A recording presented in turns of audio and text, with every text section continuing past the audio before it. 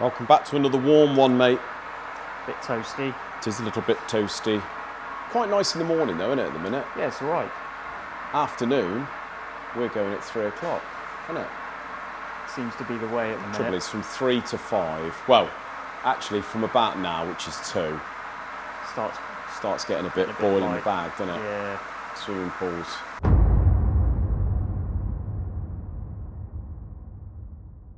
That is the Spitfire.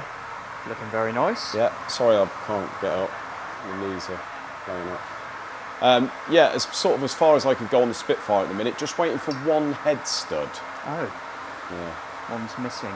One's missing. Wasn't missing, is now. Gone missing. So, happens sometimes. Does happen sometimes, mate. I suspect it's probably fell through the grid in the Vapor Blaster. Yeah, it could have done. So for the sake of Which is £5 for a new one, mate, yeah. that is a nightmare. It's a nightmare to fish that out. Yeah, ain't doing that in this weather. So yeah, as far as I can go. I did mean to do a video on this, as far as balancing the rods, mate. Oh yeah. But I didn't, forgot, and now I've got the sump on. Oh. Quite so far basically, out, don't really have to see them. So these were, between the heaviest and the lightest, 15 grams.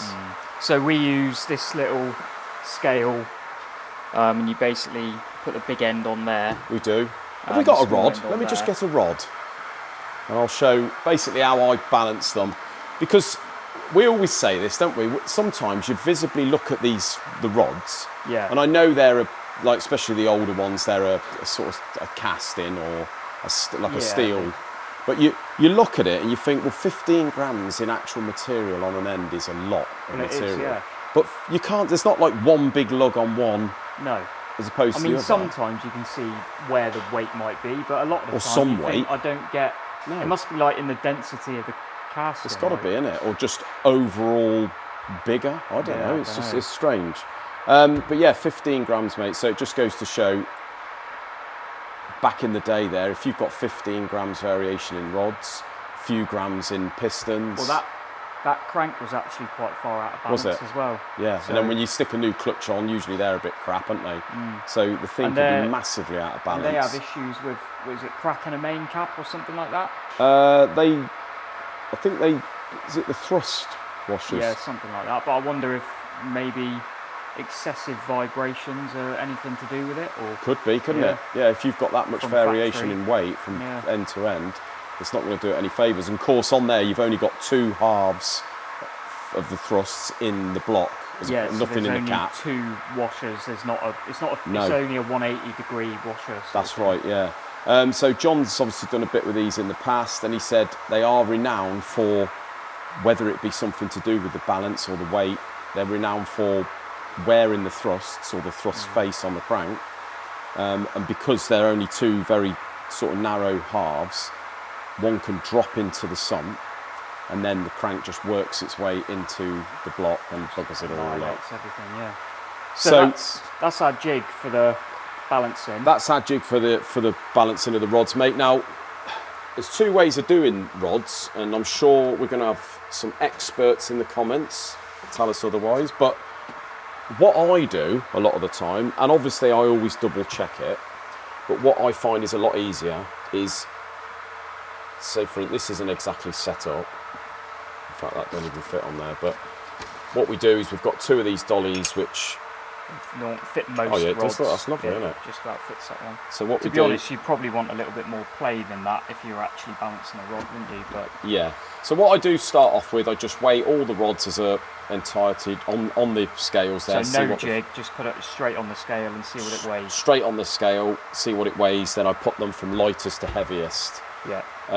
Then what we do is we set the rod up like so. We're doing the big end first, which is the bulk of the weight, and you set the small end up on this jig so it's as central as you can get it. Yeah, so hanging nice and straight. Hanging nice and straight. If you don't want it either way, really, because it can pull the rod down into the scales, can't it? And you can see we've got lines sort of on the scale from where we've marked exactly where this base is sat, so that you've got to make sure it's the same every single time. Exactly, and you've got to, you have. as best you can. And it obviously does move sometimes, so. Yeah, so what I do is I start off, say for instance, we've got 5 grams on the variation between the lightest and the heaviest on the big ends. Yep. What we do the big ends first, find, obviously starting with the heaviest, going down, and we find an area where we think is best to remove material. Yeah. So we do it on the grinder, like on this here, where you've got this area, which is obviously a strengthening sort of brace. Yeah, you don't want to grind that too much. You don't want to grind it. We don't want to grind too much off the face there. So it's just any sort of area where we know that it's not going to affect the strength or the structure. It's sort of a bad example with this rod because these H-beam forged rods are normally bang on and perfect, hence why they don't really have any extra lugs for taking material off. That's but right, yeah. Sort of factory rods, especially the old school stuff, they've all got nice big lumps of cast material. God, yeah. There's loads. Sometimes off. They just literally have a big lug on the end there. And it's literally for that. It's for that, yeah. So we do the big end first. Now, when you weigh in the big end, obviously because it's hanging off this end, it's still going to, the scales are still going to sort of account for a bit of the weight over here. It's just sort of the more over towards this end you get, the more it's taking the weight. So it's not like it's only weighing it here. It's almost like you're measuring the force of a lever from that point in a way, which starts to make things complicated to think about. It does, and you can't physically, you know, some of the weight may be between the small and the big end in this area, but obviously it's going to, the amount that it sort of calculates is going to taper down to the small end. So the idea is you take a good average from sort of both ends, and you know you're making each end as similar in weight as you can. And obviously that translates to then when it's on the crank and it's. That's right, yeah. So what I do, mate, is remove do the big end first off the farthest end until all the rods weigh on that end with that lever system the same. Then what we do, turn it around.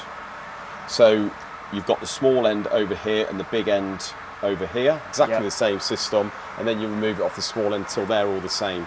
Then I weigh the whole rod, moving all this out of the way. I weigh the whole rod.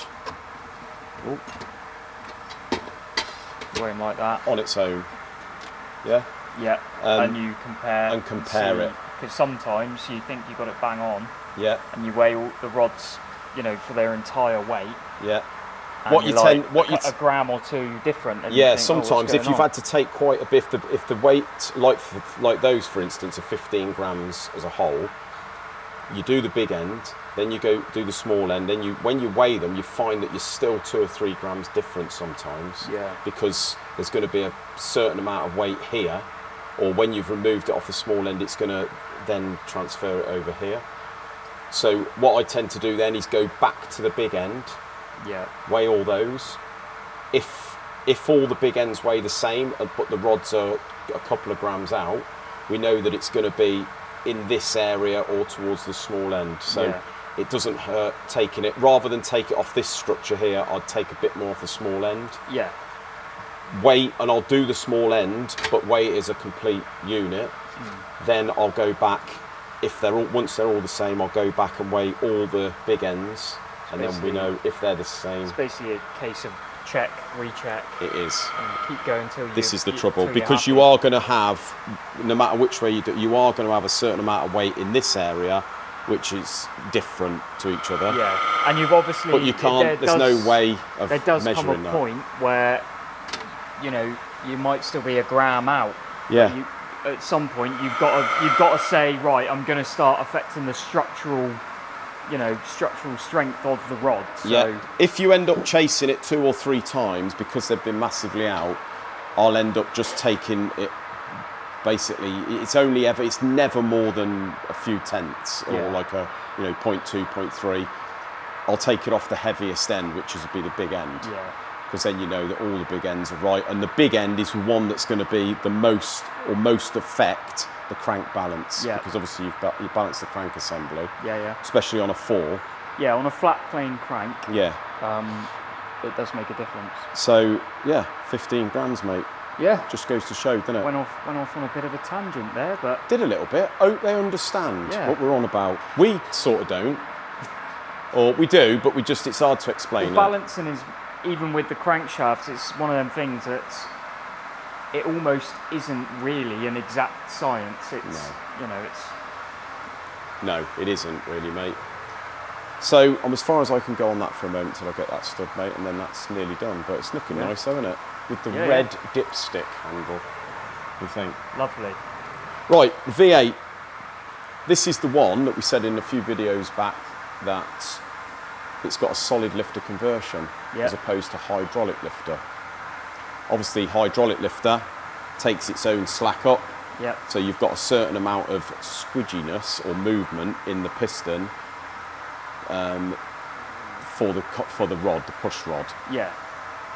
With a solid lifter conversion, they are a specific, although they start life as a hydraulic outer. These are, I think these are from John Eels actually, these ones, but Kent don't. Kent used to make them. Kent used to make them, but they don't anymore. So these ones here are from John Eels, and if I just show you, so you see that there's got a circlip in there. If you remove that and take that out, you'll find that that inner will be custom to make it a... So it's basically they would have bought a set of hydraulic lifters and then took that circlip out, put in literally just like a solid block just to take it up. Pretty much, yeah, that's what they've done. Yeah. So the next thing, we've got these, the next thing we've got to do, mate, is they sell different length rods, a millimetre different to each other in length.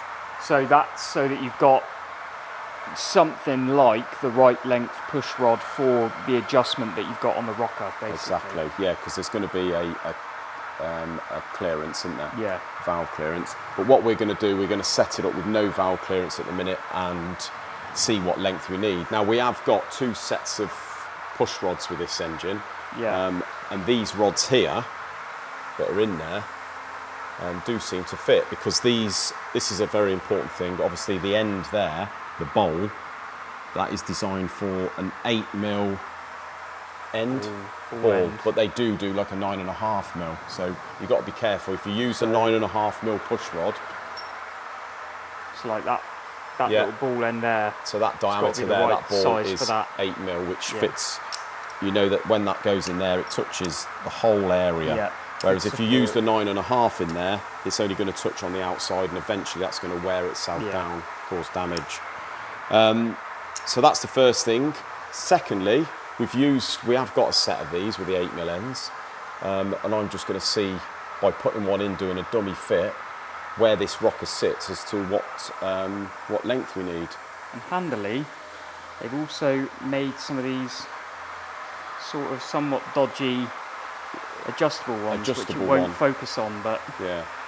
Well, obviously, we aren't going to use that. But no, but it's good for the ideal for setting, working out what length we need. Yeah, I think someone's made that because they probably had it looks like they got 14 of these. Yeah. And they probably needed 2, and they've just made their own adjustable ones, made them the same length as the other ones, but no good. Anyway, got this in there, mate. What I've done is we've took the nut off, the lock nut for obviously the top here, and we're going to sit that rocker down flat on top of the valve, okay, and just visibly check that that rocker is as flat, 90 degrees to that line there, which is the rocker post, okay. And then we're going to wind this down so it just touches on top of that rod, and make sure that we've got enough material, top and bottom. Obviously, one, to put the lock nut on the top. We didn't want this thing as far up or down as we can. Yeah, you want it a nice middle ground. A nice middle ground, but that there looks absolutely perfect, because by the time the nut's on, mate, it's going to be almost flush, isn't it? So bear in mind, once I've wound that out a bit to get some clearance, that'll be absolutely perfect. So basically, mate, these rods are the right length. We need 2 more. Yep. So I'm going to give the owner the length of this, the ball end diameter, just to clarify that the push rods you can buy are that, and then order 2 more. Happy days. Simple as that, isn't it? Yeah. When they turn up, we can get it in, do the running clearances, pop the sump on and all that jazz. Yeah. We got the sump? Yes, we do. It's a dry sump on this, because it's a TVR Oh, here we go, TVR. Race car. So, that's that, mate. You've got on really well with the Yanmar, haven't you? Nearly done.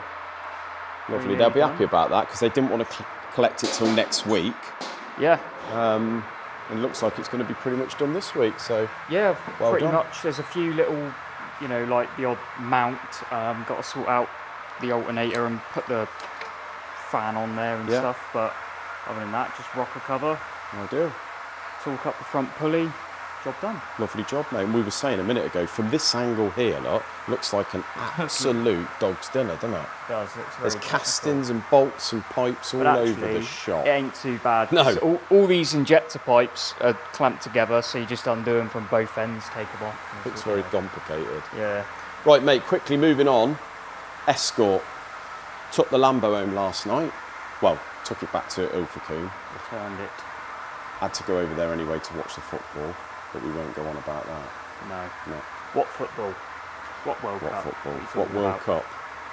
I'll be over 50 next time we don't win it. Basically took the Lambo back, bought the Clio back, so I can leave the Clio there for a night. And tonight, I'm going to be taking the Escort for its maiden voyage on the running-in procedure. So a proper journey. Proper journey over to Woolacombe. Yep. While I go, leave it over there while I go on the beach for a Nice. couple of hours. And see if I can make it back, mate. So keep your phone on. I will All do. And what I'm going to be doing is wearing the old spectacles Nice. and videoing it. Noticed a couple of, well, you actually pointed out a couple of comments from the last one, mate, saying some people think that we've built a chocolate crossflow. And it's nothing whatsoever like a race engine, and they have their doubts. Well, a few people not happy that it isn't dry sumped. But to be honest, it's as much of a road car as it is a race car. More of a road car. Well, exactly, yeah. So, Done 2 or 3 track days in it. Didn't starve of oil. No. So it should be fine. should be all right. We'll see though, won't we? Well, yeah. Hey? Only time will tell. And to be honest, like we said earlier, if it does do a crank, you just have to put another one in it. Exactly. Simple as that, Yeah. isn't it? So, yeah, next video, with a bit of luck, will be me testing the Escort. See if it makes it there, and hopefully back. Nice. Ideal. Cheers, guys. See you in the next one.